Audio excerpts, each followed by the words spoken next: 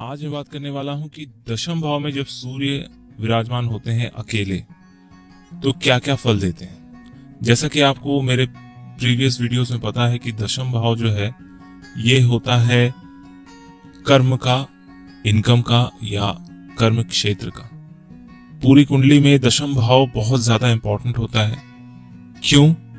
क्योंकि इससे ये डिपेंड करता है कि आप कितने कर्मवादी हैं, यानी आपके द्वारा किए गए कर्म का फल आपको मिलेगा भी या नहीं, या आप भाग्य के भरोसे बैठने वाले हैं या कर्म के भरोसे बैठने वाले हैं। ये पूरी तरह डिपेंड करता है कि आप जैसा कर्म करेंगे आपको वैसा फल मिलता जाएगा। दशम भाव के बारे में जानने के लिए मेरा वीडियो का लिंक आई बटन में दिया हुआ है, आप वहां से भी देख सकते हैं।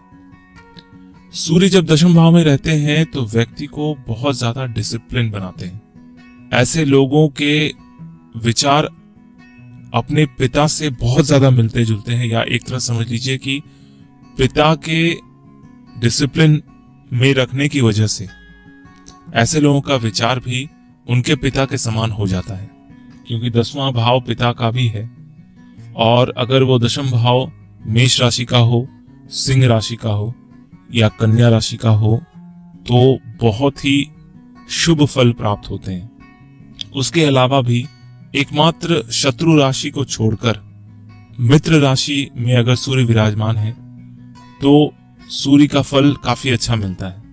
जिन लोगों की कुंडली में दशम भाव में सूर्य होते हैं, अक्सर देखा गया है कि उनके पिता जो है या तो किसी गवर्नमेंट सर्विस में, और अगर गवर्नमेंट सर्विस में हुए तो बहुत ही ऊंचे ओहदे या ऊंचे दर्जे के गवर्नमेंट एम्प्लॉय होते हैं, या फिर एक्टिव पॉलिटिक्स में नामचीन व्यक्ति होते हैं। हालांकि ऐसे लोगों की परवरिश जो है प्राइवेट ट्यूटर, या एक तरह से आप समझ लीजिए कि घर में जो गवर्नेंस रखी जाती है बच्चों को देखने के लिए या उनकी देखभाल करने के लिए, उनके हाथों ये बड़े होते हैं। यानी इनकी परवरिश जो है घर में रहने वाले नौकर चाकर या प्राइवेट ट्यूटर के अंडर में ये लोग बड़े होते हैं, क्योंकि इनके पिता जो है गवर्नमेंट सर्विस में होने के कारण या बहुत ज्यादा व्यस्त होने के कारण बहुत ज्यादा अपने बच्चों को समय नहीं दे पाते, और इस वजह से इनको दूसरे लोगों के ऊपर डिपेंड रहना पड़ता है।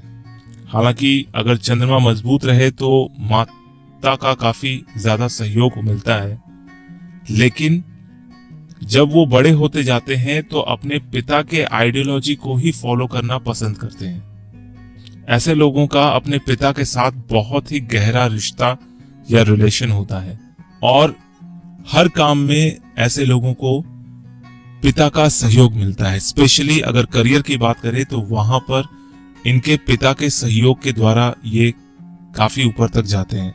जिनका दशम भाव में सूर्य होता है, ऐसे लोगों का मैरिड लाइफ तो अच्छा होता है, और ऐसे लोगों के पिता जो हैं उनके मैरिड लाइफ में बिल्कुल भी किसी भी तरह का इंटरफेरेंस नहीं करते या दखल अंदाजी नहीं करते।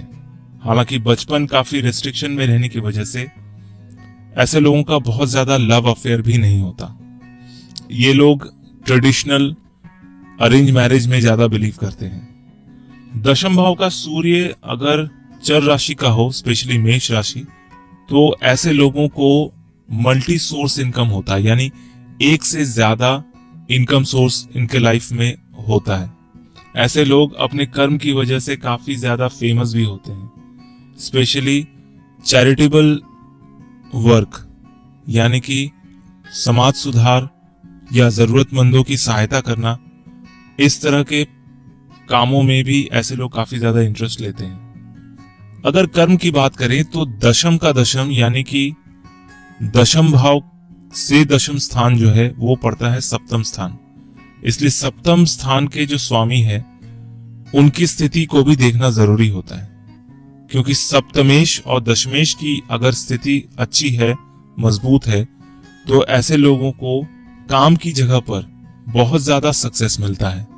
कुछ कुछ जगहों पर जब दशम भाव में सूर्य हो और उस सूर्य के ऊपर राहु की दृष्टि पड़ी हो या केतु की दृष्टि पड़ रही हो या केतु से युति बना के बैठे हो, तो वैसी स्थिति में ऐसे लोगों का स्टडी जो है, मतलब इन लोगों की जो पढ़ाई लिखाई जो है वो बहुत ऊपर तक नहीं होती, यानी ये लोग क्लास 10 या 12 तक ही पढ़ के अपनी स्टडी को बंद कर देते हैं या स्टडी करना छोड़ देते हैं। और ये स्टडी को देखने से पहले हम पंचम भाव को भी देख लेते हैं। अगर पंचम भाव में कोई शुभ ग्रह बैठा हो तो स्टडी रुक रुक के होती है।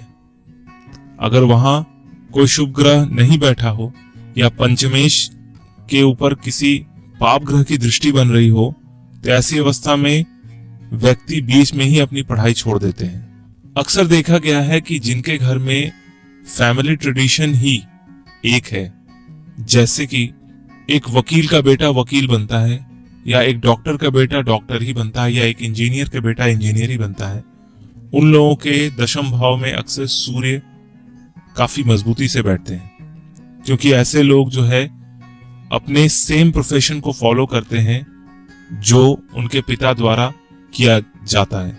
दशम भाव का सूर्य जो है वो दवाई के क्षेत्र में, यानी कि मेडिकल फील्ड में मेडिसिन बनाना, गोल्ड ऑर्नामेंट का काम करना, ऊनी कपड़ों का बिजनेस, खेल कूद के उपकरण का मैन्युफैक्चरिंग करना या फिर गवर्नमेंट कॉन्ट्रैक्टर के हिसाब से काम करना, ये कुछ ऐसे फील्ड्स हैं जहां पर ऐसे लोगों का इंटरेस्ट बहुत ज्यादा होता है। अक्सर देखा गया कि ऐसे लोग किसी न किसी रूप से गवर्नमेंट के साथ जुड़े रहते हैं, चाहे वो एक्टिव पॉलिटिक्स में हो, चाहे वो गवर्नमेंट के किसी बड़े प्रोजेक्ट में बड़े कॉन्ट्रैक्टर हों, या फिर समाज कल्याण के